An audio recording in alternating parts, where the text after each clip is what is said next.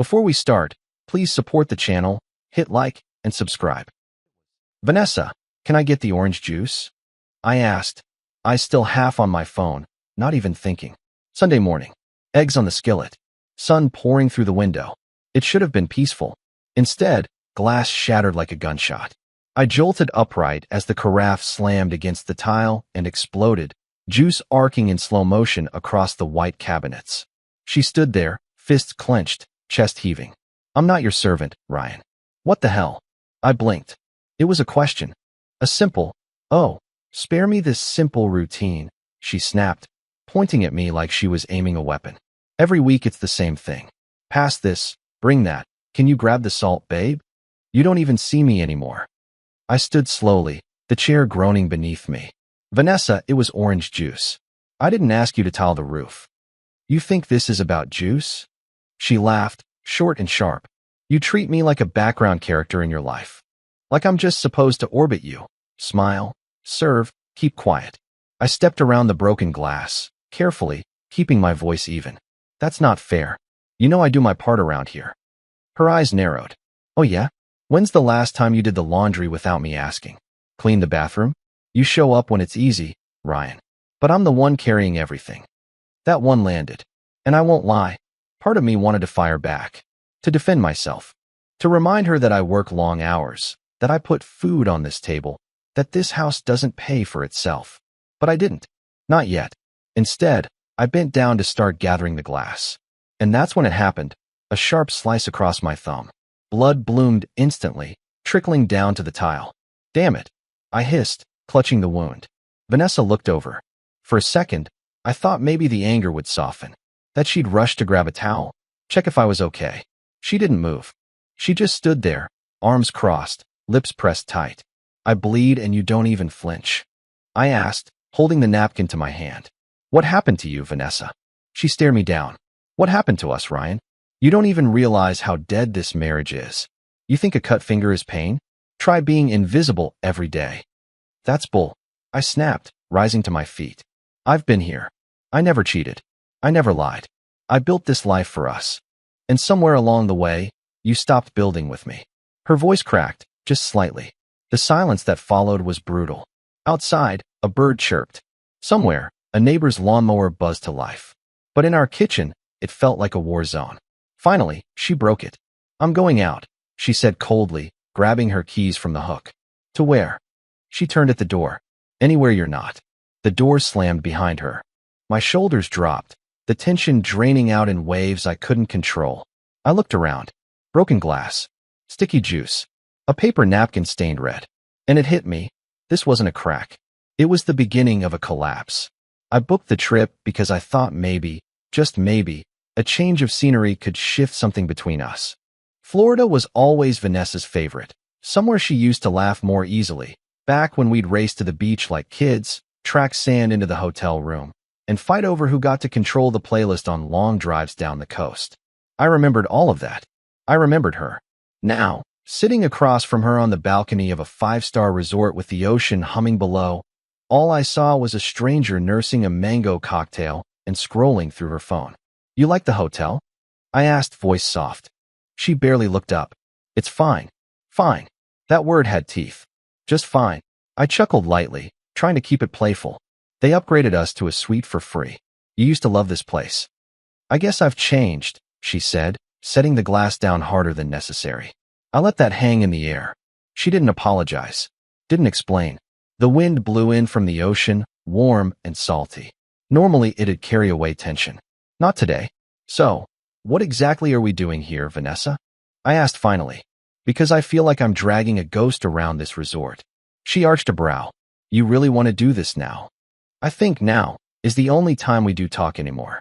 And even then, it's like pulling teeth. She rolled her eyes and turned away, staring out at the endless blue. You want me to say thank you? For dragging me here like this is some kind of romantic reboot? I wanted us to have a moment, I replied, the edge finally slipping into my voice. Some kind of breath. Something real. But I feel like I'm the only one trying. Her laugh was quiet, almost bitter.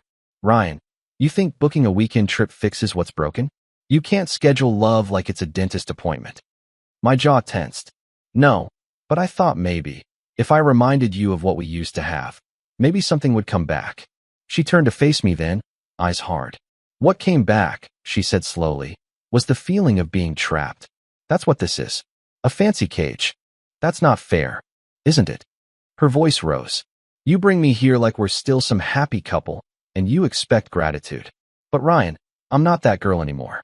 I don't get giddy over hotel robes and beachside dinners. You're the one still clinging to a version of us that doesn't exist. I stood, chair scraping against the wooden balcony. So what, Vanessa? You're just going to keep punishing me? For trying? For loving you? She stared at me for a long beat, then looked away again. I don't think you love me. I think you love the idea of me. The one who laughed at your jokes and made pancakes on Sundays. My throat went tight. You used to be that person. Yeah, she whispered. I did. Neither of us said anything for a while. The sound of the ocean kept rolling in, unbothered. A couple walked by below, hand in hand, soft laughter floating upward. A sharp contrast to the glacier forming between us. I leaned on the railing, voice quieter now. When did you stop?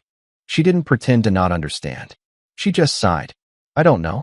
Maybe when I realized I felt more alive in silence than in our conversations. Or maybe it was the day I looked at you and didn't feel seen anymore. I see you, I said. No, Ryan. You watch me. But you haven't seen me in a long time. That hurt more than I thought it would. Because somewhere inside, I knew she wasn't lying. I came on this trip hoping for a sign, I admitted. And I came to be sure, she said. I turned to her, heart hammering. Sure of what? She looked at me, no hesitation. That I'm done. She stood up and walked inside, sliding the glass door shut behind her. Not a slam, just a soft, final click. I stayed out there, alone, hands gripping the balcony rail, staring at the sea. And suddenly, the salt didn't smell like freedom anymore. It smelled like loss. The cut on my finger was healing, but it still throbbed whenever I bumped it against something. That small sting became a strange sort of companion. A reminder, not of the broken glass, but of the broken us. I sat at the dining table, staring at my hand, tracing the faint pink line where the wound had been. It was quiet. Not the good kind. Not the Sunday morning kind.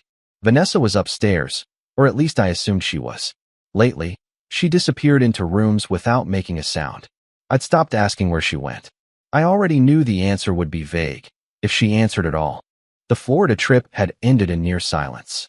We came home like two people who'd missed their exit but kept driving anyway, just waiting for the road to fall apart beneath us.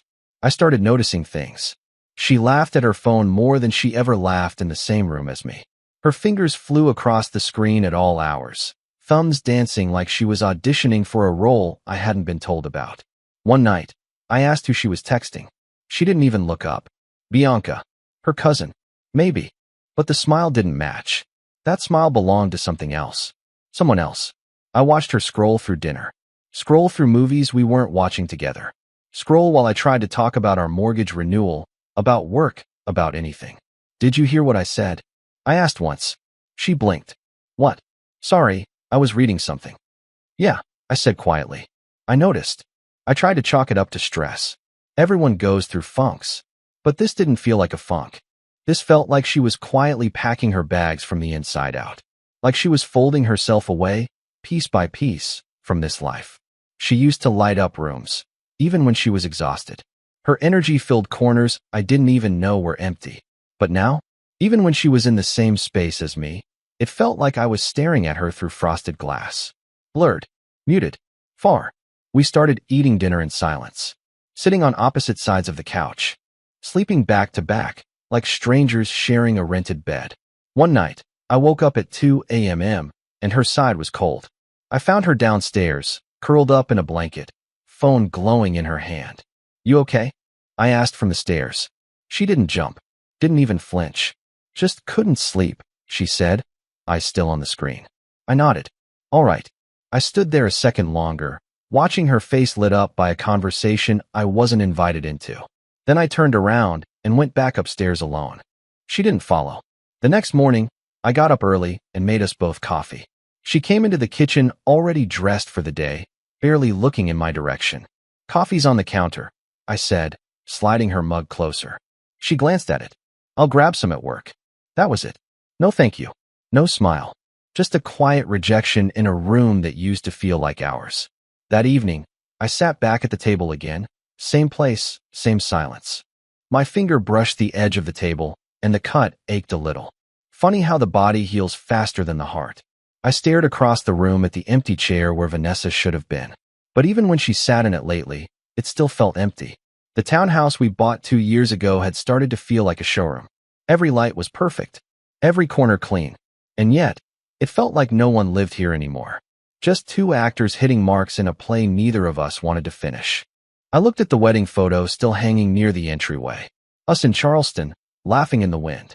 Her head thrown back, my arm around her waist. That picture had always been my favorite. But now, all I could think was, I didn't know that woman anymore. And I wasn't sure she even remembered me. It was supposed to be just dinner. Grilled chicken, roasted vegetables, a bottle of red we'd opened out of habit, not desire. We sat at opposite ends of the table again, like a meeting, not a marriage. Vanessa barely touched her plate. Her phone, though, that got plenty of attention. Ping, tap, smile, ping again. It had been like this for weeks. I'd let it slide. I told myself not to jump to conclusions, not to become that guy. But that night, something in me finally broke. Who keeps texting you? I asked, my voice calm but clear. She didn't even look up. It's just Brenda. Her cousin again. Ping. Does Brenda always text you during dinner? At midnight? First thing in the morning?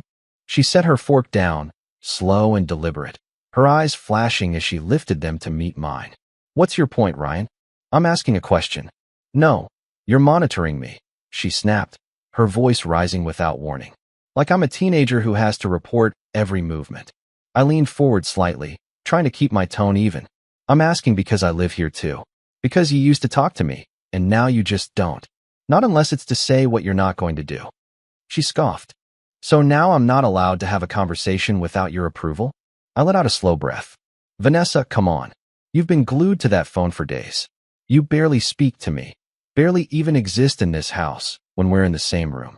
And anytime I ask, it's just Brenda, or it's nothing. So yeah, forgive me if I stop believing you. She pushed her chair back with a loud scrape, her fork clattering against the plate. You always do this, she said, standing now, arms crossed. You twist everything into an interrogation, like I'm on trial. Because I'm your husband, I said quietly, not a fool. That hit her. She didn't yell, didn't cry. She just stared at me. And then, without another word, she turned and walked upstairs. For a moment, I thought that was it. Another cold silence to ride out until morning. But when I heard the zipper on her suitcase echo down the hall, my chest tightened. I stood up. Vanessa? She didn't answer. I climbed the stairs 2 at a time. She was tossing clothes into a bag with sharp, practiced movements. No hesitation, no second guessing. You're leaving? I asked, stunned at how steady she was. She didn't stop folding. Yes. Where are you even going? She looked at me like I'd asked her what color the sky was. Somewhere that doesn't feel like this. Vanessa, come on. You're not even going to talk to me? Just walk out in the middle of the night like I don't exist?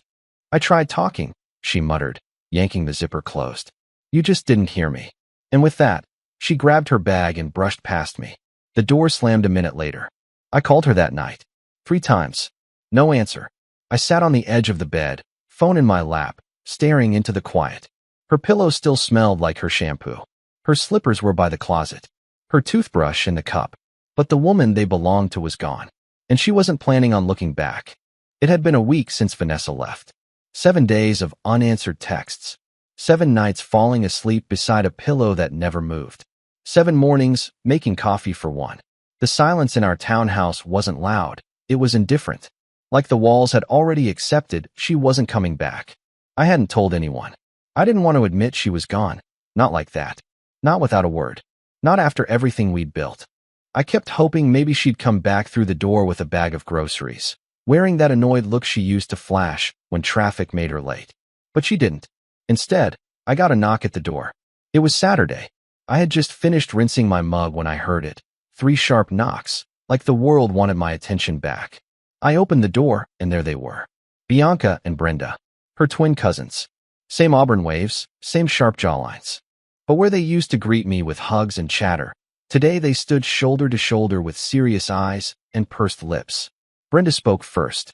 Hey, Ryan, can we come in? I stepped aside, my stomach already twisting. Sure. Everything all right? They exchanged a look. That kind of look people give each other when they're holding a secret heavy enough to bruise. We sat down in the living room. Bianca held her phone like it might burn her fingers. Brenda leaned forward, elbows on her knees. Look, she started. We wouldn't be here if this wasn't serious. Bianca nodded. We've been trying to reach Vanessa too, but she's not answering us either. And we just found out where she went. I sat back, every muscle in my body tensing. Where? Brenda swallowed. Cancun. She left the country, Ryan. With someone. I blinked. Someone. Bianca pulled up something on her phone and handed it to me. It was a photo. A man, maybe early 40s, gym-built, shaved head, was taking a selfie on a beach.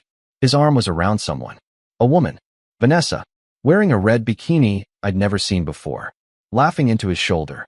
Sunglasses perched on her head like it was just another summer day in paradise. The caption read, Paradise with my queen.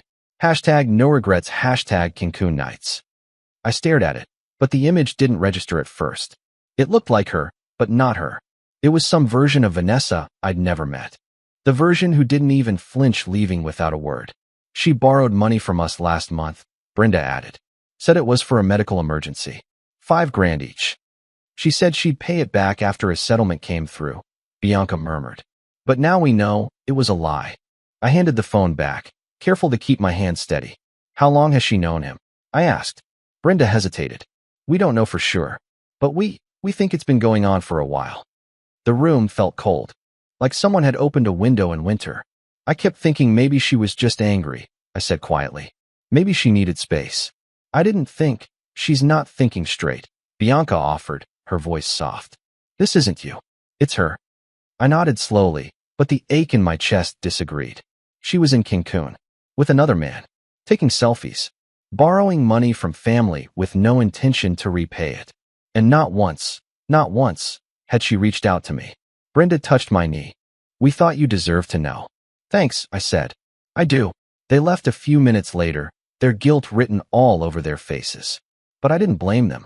This wasn't their mess to own. I stood in the living room for a long time, just staring at the empty couch. There wasn't rage. Not yet. Just a cold, still clarity. Like stepping outside after the season's first frost, when everything looks the same, only quieter. And you realize something has died, but the world hasn't caught on yet. That was me. That was us. Frozen. Silent. Gone. It had been 31 days since Vanessa left. Not that I was counting anymore, but my calendar was. I'd started sleeping better. Eating better, even. Some nights were still tough, sure. But the worst of it, the confusion, the spiraling, the begging myself to believe this was a nightmare, was behind me now. And then came the knock. Bianca and Brenda stood there again, arms full of folders and clipped papers. This is everything, Brenda said as I let them in. Divorce petition, asset summary, our lawyer's recommendation. You won't go through this alone. I exhaled. Deeply. Grateful, didn't even scratch the surface. We sat around the dining table, same one where Vanessa used to leave post-it notes and half-drunk coffee cups. Now it held papers that would officially begin the end of us. Bianca slid the documents across to me. She abandoned the marriage. There's leverage in that. Cancun wasn't just impulsive, it's legally damaging. Even if she shows up again. I asked. Brenda raised an eyebrow.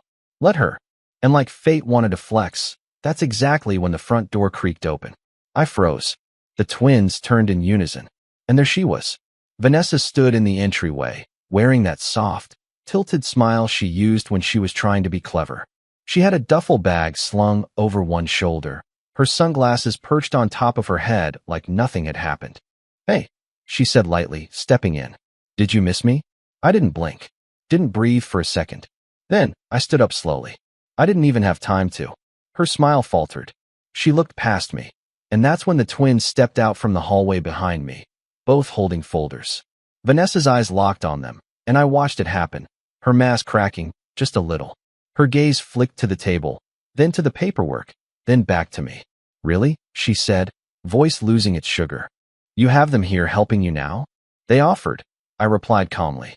Unlike some people, they didn't disappear when things got hard. Vanessa scoffed, brushing invisible dust off her sleeve. This is pathetic. No, I said. What's pathetic is showing up like nothing happened. Like Cancun was just a weekend jog around the block. She opened her mouth to say something else, but I was already walking toward the door. She stepped back as I reached it, hands tightening on her bag. This house isn't yours anymore, I said quietly. Not emotionally. Not legally. Not even spiritually. I held the door open. Bianca and Brenda stood behind me, silent, steady. Vanessa hesitated, just for a second, and in that second, I saw something flash across her face. Jealousy, regret, maybe even fear. Then she turned sharply and walked out. I shut the door behind her with a quiet click. And for the first time in a long time, it felt like my house again. Brenda had texted me that morning. Can we meet? Urgent. I'll explain in person. I assumed it was about more divorce paperwork, maybe something the lawyer needed signed or filed. She told me to meet her at a quiet cafe on the east side, the kind of place with antique chairs and chalkboard menus, tucked away from the main road like a secret. I got there first, chose a table in the corner, waited, and when she walked in, dark curls loose around her shoulders, navy blouse tucked into jeans, something about her presence felt different. Less cousin of my ex, more woman with something to say. Thanks for coming, she said, sitting down across from me. No problem, I replied. What's the urgency? She hesitated, took a breath, looked around once, then back at me. There's no paperwork, she said. No legal stuff. I raised an eyebrow. Then what is this? She folded her hands, voice soft but steady. It's about you. About us. Or what could be. I blinked. Brenda. I know, she said quickly, her voice tightening. It's complicated, but I'm not going to pretend anymore. Watching how Vanessa treated you, how she ran from something solid, I kept thinking, if I had what she had, I'd hold on to it. I sat back in my chair, a little stunned. I'm not saying you owe me anything, she added. I just needed to say it out loud, before it eats me alive. I opened my mouth, but then my phone buzzed on the table. Vanessa. I let it ring once, twice, then picked it up, holding it to my ear. Her voice poured through like honey left too long in the sun. Ryan, she said, stretching my name like an old song. I've been thinking about you. About us. I was wrong. I see that now. I didn't speak. Just listened. I miss the way you used to make coffee. The way you folded my laundry when you thought I wasn't looking. The way you always knew when I needed quiet. She sniffed like she might cry. Cancun, it wasn't what I thought. He wasn't you. No one is. I messed up, Ryan. But we were good once. Can't we be again? I finally spoke. Calm. Clear. I don't recycle trash. Silence. Then I hung up. Brenda had been quiet through the whole call, her eyes steady on mine. Sorry about that, I said, setting the phone down. She gave a small smile. Don't be. That was the right answer. I nodded slowly. Yeah, it was. We stayed at that table for a while, talking, laughing even, and for the first time in a long, long time. I wasn't looking back. It was a Wednesday, quiet, uneventful. I was halfway through a spreadsheet when Jenna from reception buzzed me. Hey, Ryan, there's someone here to see you. She says she's your wife. I blinked. Vanessa? Uh-huh. Jenna said, awkward pause included. She brought lunch. A beat passed before I responded. Send her up. Curiosity didn't even cover it. Vanessa hadn't spoken to me since that desperate call she made days earlier. Not a message. Not a knock. And now she was showing up at my office with a picnic basket like it was 2017 again. I stood up just as she stepped into the bullpen, like a scene scripted for maximum performance. She wore a soft floral dress, hair down in waves, makeup light but meticulous. In her hands, she carried a brown paper bag and a Tupperware container.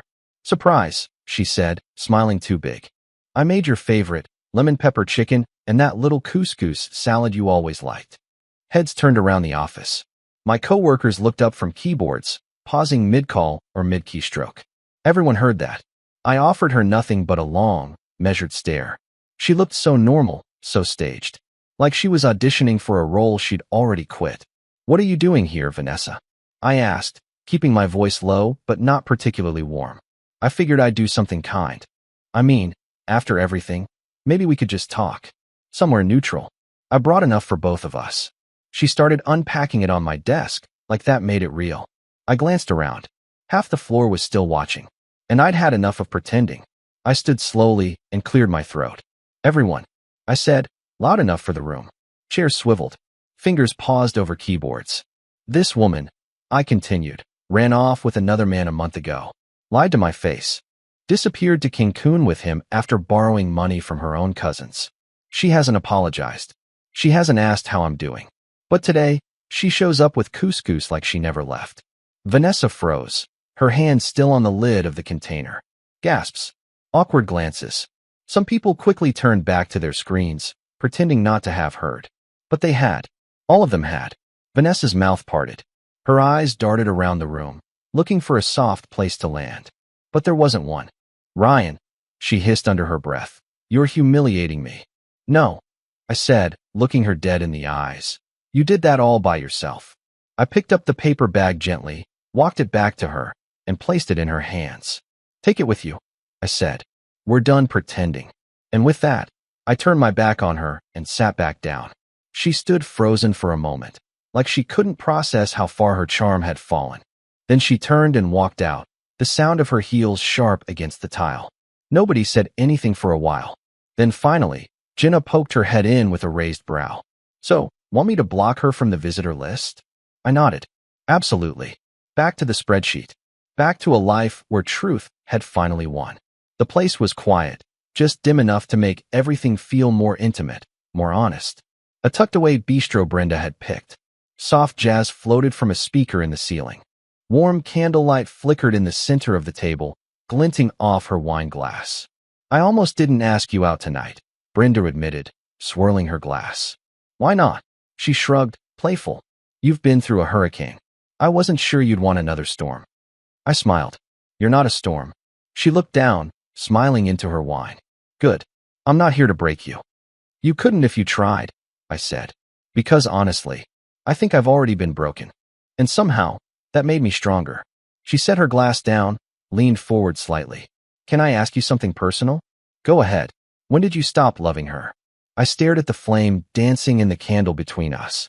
I didn't even notice when it ended. That's the strangest part. You'd expect love to go out with a bang, fighting, drama. But sometimes it just fades. Quietly. Like someone turning down the volume little by little until all you have left is static. Brenda nodded slowly, taking that in. And now. I looked up at her. Now I feel peace when I talk to you. That's not something I'm used to. Not anymore. Her eyes softened, and she reached across the table, brushing her fingers lightly over mine. The rest of the dinner felt like stepping back into myself, laughing easily, sharing stories, letting the past drift farther into the background. She made me feel like a man again, not just someone surviving, someone living. And then, as we were finishing dessert, it happened. The front door burst open, and in came Vanessa. Eyes wild, heels clicking fast, hair curled just a little too perfectly, like she'd been sitting in her car rehearsing her entrance. Her gaze swept the room and landed on us like a hawk locking onto prey. She stood at the edge of our table, breathing hard. So this is what it's come to. Brenda sat back slightly, startled but composed. I didn't flinch. I folded my napkin, set it beside my plate, and looked up at her calmly. You should go, I said softly. Her voice dropped to a sharp whisper. You're out with her? She's not the one who left, I replied. I made a mistake, she hissed. But this is low. Is it? I asked, still calm. Or is it just not about you anymore? Her eyes darted to Brenda. You think this is real? She's using you. She's only doing this to get back at me. Brenda stood slowly, her voice quiet but firm. Vanessa, this isn't about you. You made your choices. You walked away. And I'm not sorry he's moving on. Vanessa laughed, but it cracked midway through, shaky, brittle.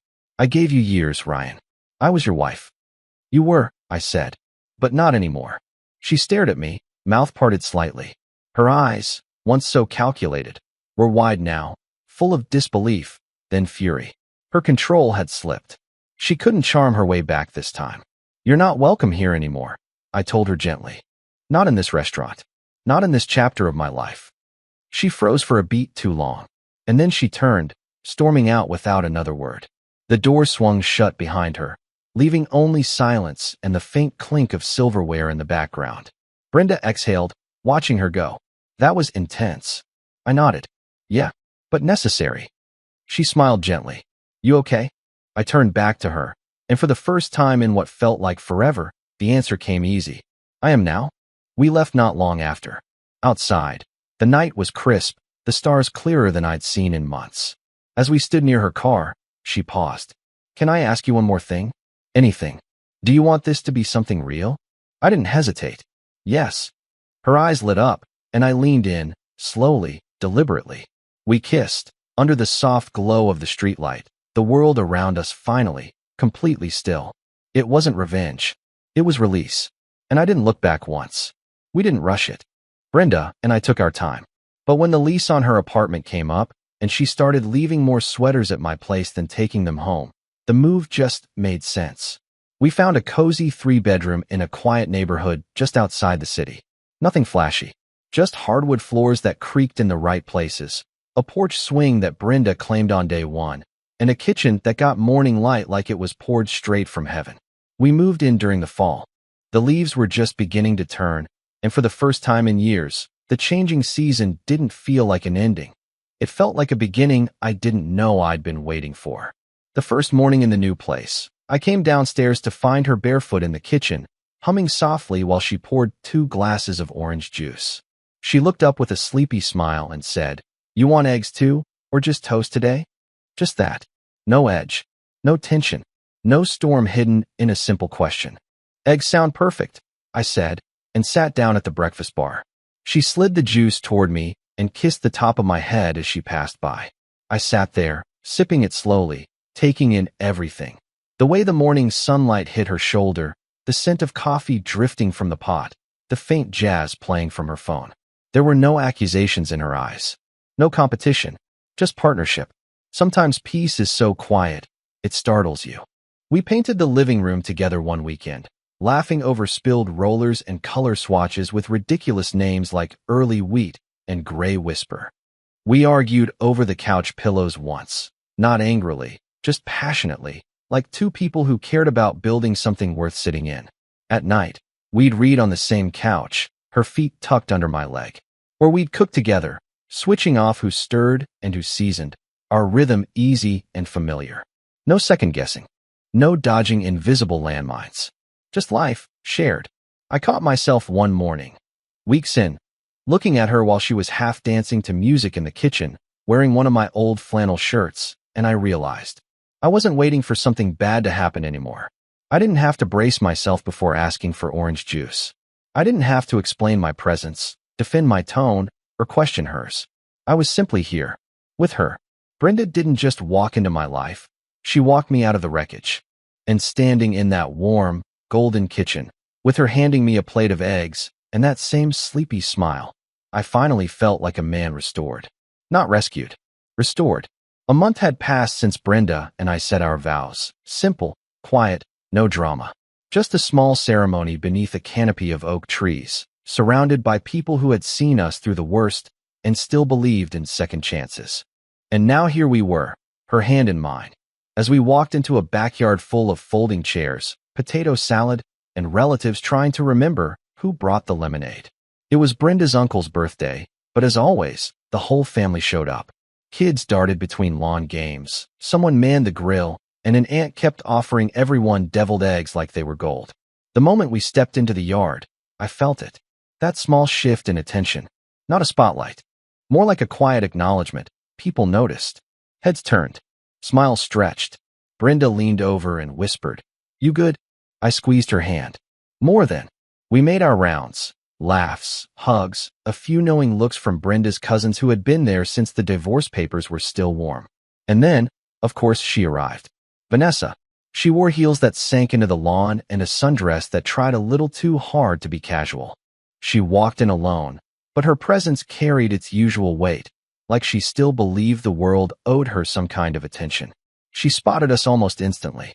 Her eyes narrowed, lips twisting into that polite version of a grimace she used to pass off as a smile. Well, she said, approaching like a cat sizing up new furniture. "Didn't expect to see you two here." Brenda stayed silent, letting me handle it. She knew me now, when to speak and when to let me stand on my own. "We were invited," I said, calm and unshaken. "Just like you." Vanessa chuckled, faux sweet. "How sweet? Newlyweds crashing family BBQs already?" No one laughed. A few nearby relatives heard her tone, Bianca, Brenda's older brother, even their grandmother, and their expressions turned to stone. No one stepped in. No one needed to. The silence around her said everything. Vanessa glanced around, noticing the sudden chill. Well, she mumbled, hope the food's better than last year. She walked off toward the drink table like nothing happened. But everyone else saw it. They saw her, grasping for relevance, and us, solid in the middle of the noise. Later, while Brenda was talking to her cousins, I stood under the shade of a sycamore tree, sipping lemonade, watching the sun settle low over the backyard. Vanessa stood alone near the edge of the yard, watching the laughter, the warmth, the family she used to call hers. No one approached her. No one asked how she'd been. That was the justice. Not a courtroom, not revenge, just time, truth, and the quiet weight of consequences. Brenda returned and leaned into me, her hand slipping into mine. You okay? She asked again. I looked down at her, smiled. I am now. And I meant it. And that was the end of my story. You know, Brenda risked her relationship with her own cousin just to stand by me when everyone else stepped back. She chose loyalty over blood.